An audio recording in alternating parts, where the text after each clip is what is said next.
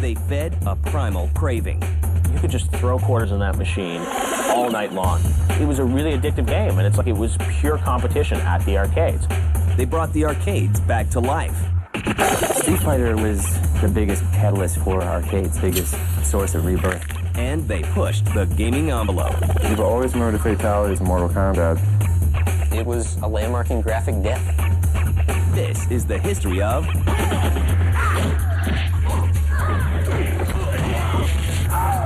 fighting games. Flawless victory.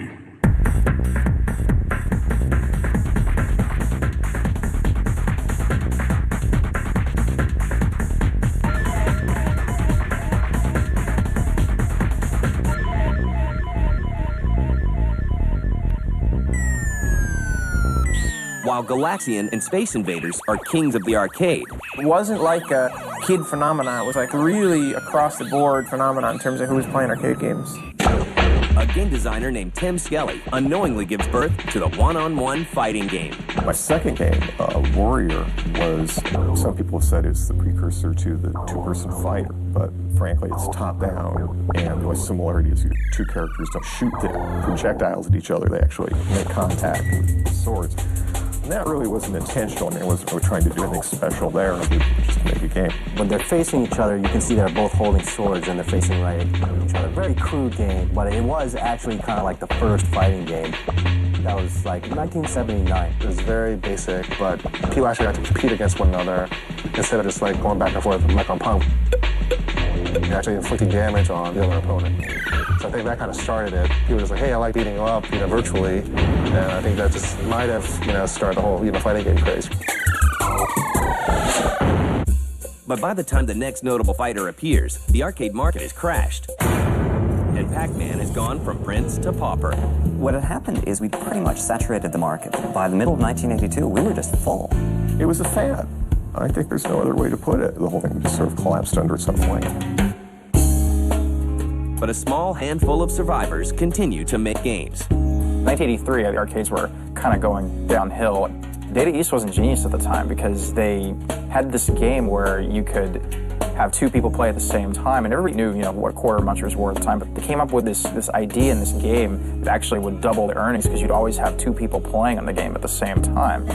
Karate Champ, it's an arcade game from 1983 by Data East. It was the first two-player arcade fighting game with dual joysticks on each side. You did special moves in the game and your movement from left to right with the dual joystick. You basically face off against your opponent. And it was, it was a straightforward karate game, and it was very basic, because, you basically walk up against each other, and you'd start hitting each other. But it was tons of fun, because you were facing off against your friends. In 1984, Konami introduces countless gamers to carpal tunnel syndrome with yie-ar Kung Fu. Fighting games sort of created this term button mashing, where you'd see people in arcades just madly tapping the buttons and the joystick. And button mashing really led to some people eventually figuring out, hey, maybe we can sort of add some secret combinations of certain buttons and certain joystick moves to, create amazing new moves and amazing new powers that you'll have in a fighting game. Yie-ar Kung Fu was really kind of the first game where you saw an arena, your environment, place to fight, and it also kind of established the vantage point of fighting games, which is a side view and two guys standing face to face, and you go at it. And the idea of moves and stuff like that was also developed even further with Yie-ar Kung Fu. Like a young Kung Fu student studying the ways of his enemy, Capcom pays close attention to their competitors' success. Capcom ended up taking a good look at Karate Champ and taking an even better look at Yie-ar Kung Fu and decided that they should combine the two. To beat Data East and Konami at their own game, Capcom jumps into the fray with the release of Street Fighter in 1987. The biggest fighting game that really started the genre in a big way was Street Fighter. Well, Street Fighter had these amazing graphics. At the time, this is 1987, mind you, but Street Fighter had a group of characters. You just couldn't use any of them except for Ken and Ryu, and you're on this quest now. I mean, you're trying to fight all these fighters from all over the world. So now, with that embedded in your head for a second, fighting all these players all over the world, you have like a goal in mind. was walking around the arcade, and a bunch of people were just hanging out by this one game. I was like, Street Fighter, what's Street Fighter? And then these cool characters, dragon punches. Right when I saw we did a fireball, like, whoa, it's cool. Street Fighter has gamers virtually pummeling each other in arcades across America. But what Capcom does next will hit the arcade scene with the force of a sonic boom.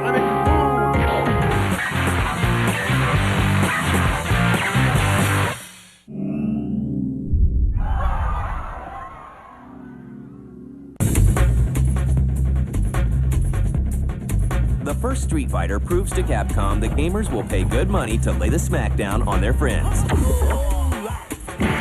And in 1991, they kick it up a notch with Street Fighter II: The World Warrior. Street Fighter II was the fighting game that really sort of took the world by storm. This was really sort of the peak of arcades, sort of in the early 90s, and everyone was going to arcade basically for two things: racing games and fighting games. And Street Fighter was the ultimate fighting game. Street Fighter was the biggest catalyst for arcades and the biggest source of rebirth. Street Fighter 2 really showed who really was a hardcore player, because you could really get your ass handed to you unless you knew what you were doing decisively. It was so addictive because the moves were so detailed and it was so competitive. You could just throw quarters in that machine all night long and still have fun. Whether it's fighting against a computer or fighting against a friend. It was pure competition at the arcades. Just earn, tens of millions of dollars and have them all over the place. It breeds people to come back to the arcade because they want to get better at the game. Well, there's really no glory in saying that you're like awesome at Pac-Man. Yeah, I rule at Pac-Man. Yeah, right, big deal. Who cares?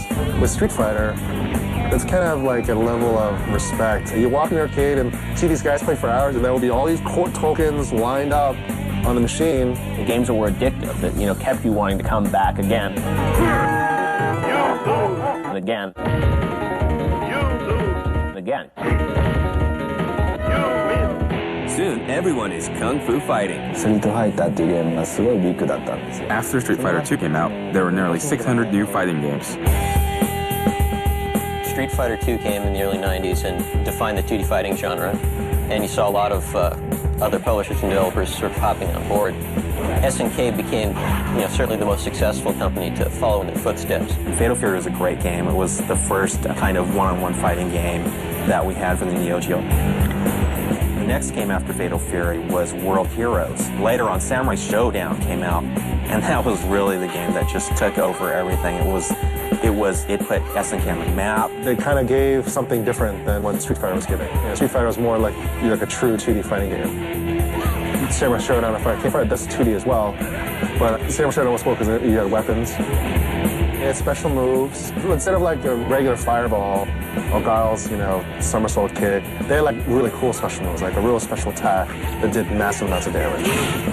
They made an impact on the whole Street Fighter crowd. And as the competition grows increasingly fierce, designers begin coming up with more wild twists on the fighting genre.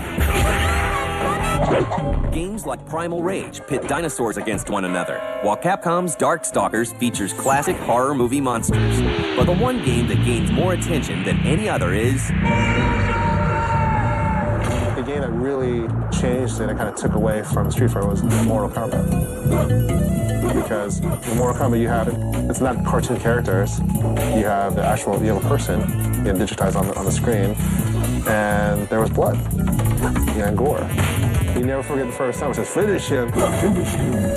You never forget that, and it stuck with people. Ed Boon and John Tobias came up with this Mortal Kombat franchise, which I think they would admit is basically, a rip-off of the Street Fighter phenomenon. But what they did was they really took things to the next level, and they, added blood and gore.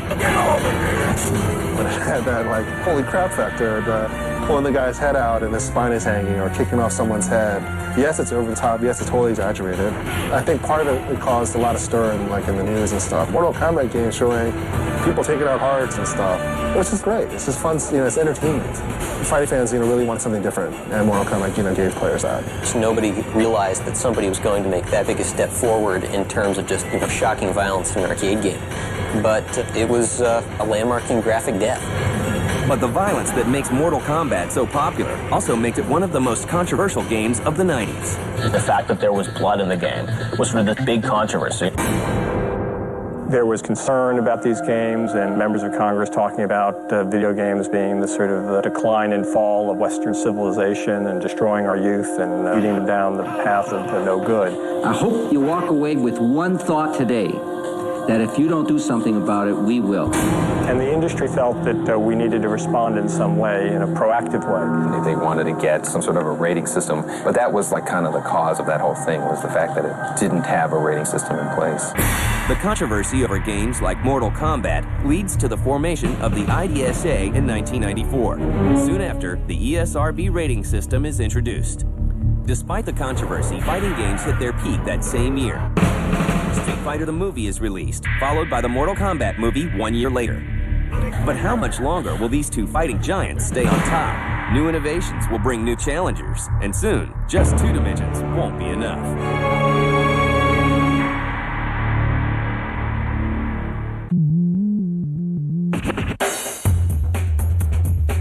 By 1993, 2D fighters are everywhere. While the makers of Street Fighter and Mortal Kombat churn out sequel after sequel, Sega's Yu Suzuki works on a new kind of fighter. The president of Sega realized that Capcom had a fighting game called Street Fighter 2 that was very popular. He asked me to come up with a game that could be competitive in this field, and I said, I don't know if I'll be successful, but of course I'll give it a try. I decided that I'd like to combine the 3D that I was always interested in with a fighting game.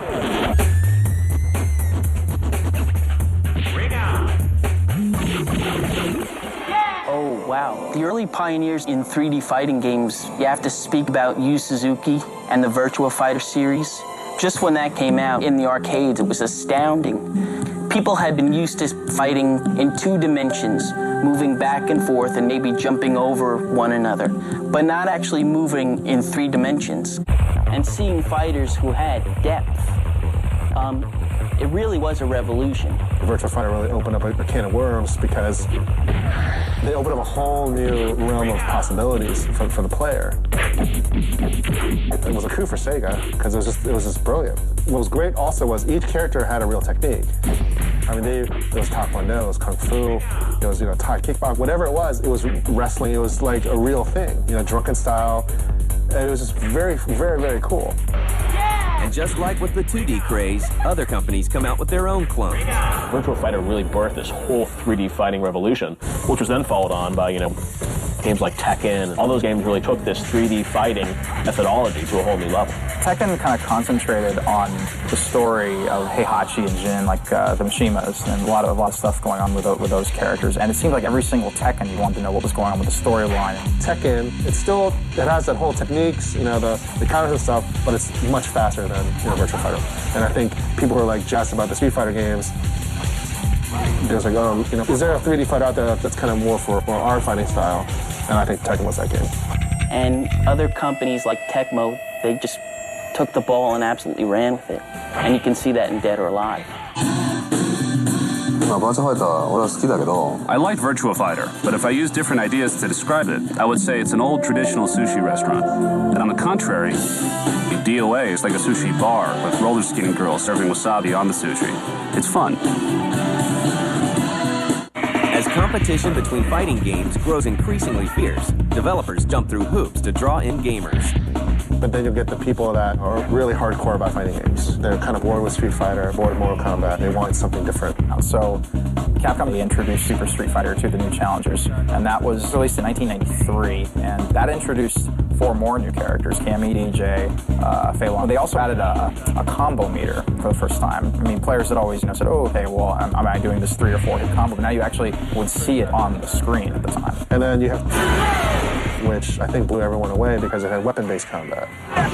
You had Samurai Sword, you had Nunchaku, you had bow staffs, you had spears. And it was beautiful because they had all these swooping effects and whooshes and sparks when weapons clang together. And then you have Dead or Alive.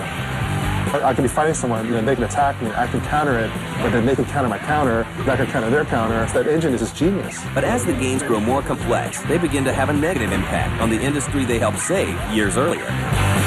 The more complex the game gets, like Virtua Fighter was, you're definitely going to lose players. By moving anything to 3D, there's obviously the risk of making a game too complicated or, adding too many buttons. And I think there have been some fighting games that just, are just not fun because there's so much to do or the learning curve is so high. These were games that took a lot of coordination, and it excluded two major classes of people. The casual gamer, the businessman that wanted to play on his lunch hour, and women. The problem with fighting games was that, there was a period of maybe a year where anyone could get into fighting games, and after that, it was hard for somebody new to walk in the arcade and not just get their ass kicked, to just get laughed out of the place. So it kind of kept new people from getting into it after a while. As the arcade market declines again, fighting games will have to find a new place to call home.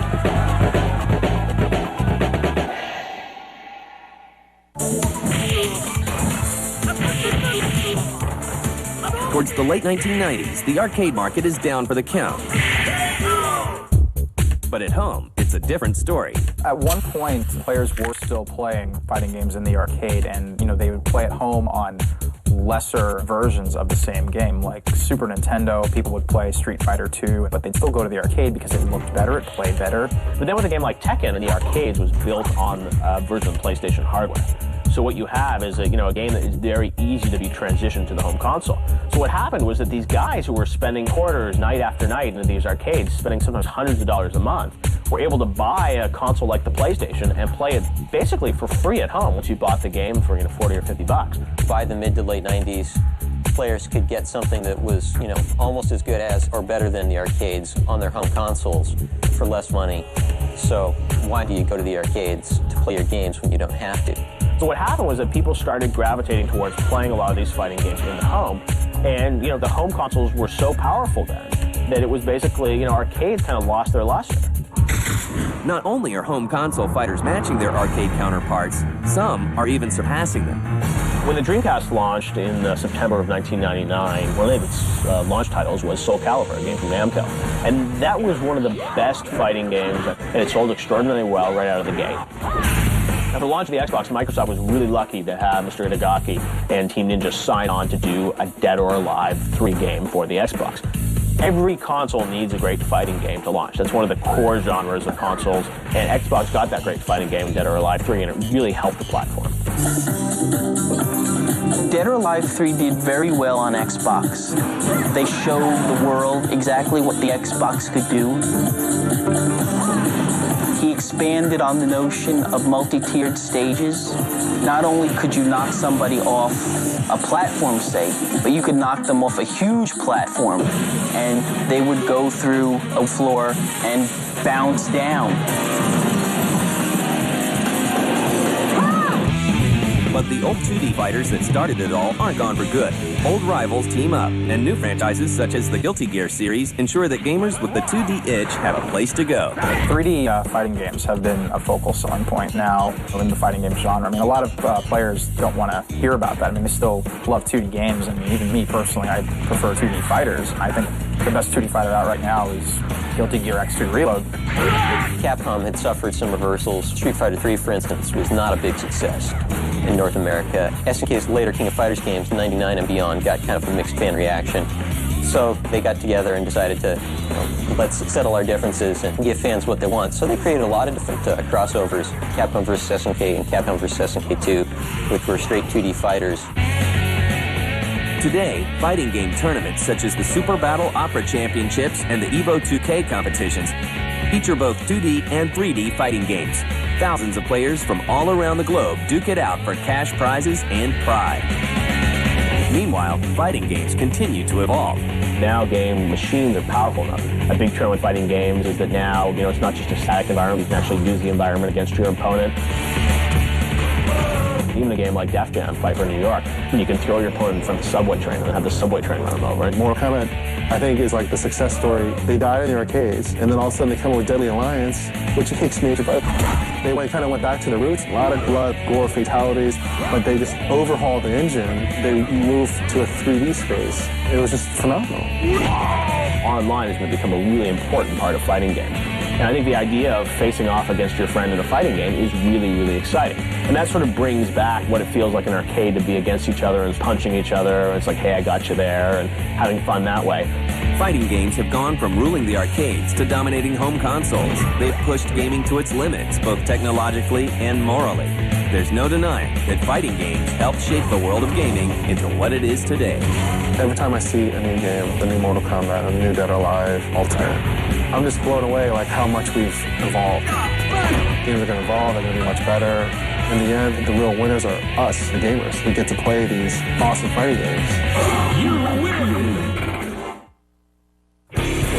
G4 Sports presents Football Frenzy 05. See if Dwight Freeney can defend his title at the Madden Bowl. Get some gaming tips with Raiders wideout Jerry Porter. It's confidential, don't tell nobody. And then join these hard-hitting hotties on the practice field as they prepare for the Lingerie Bowl. Kind of hot. G4 Sports presents Football Frenzy 05, Sunday night at 10:30 Eastern, 7:30 Pacific. Presented by T-Mobile.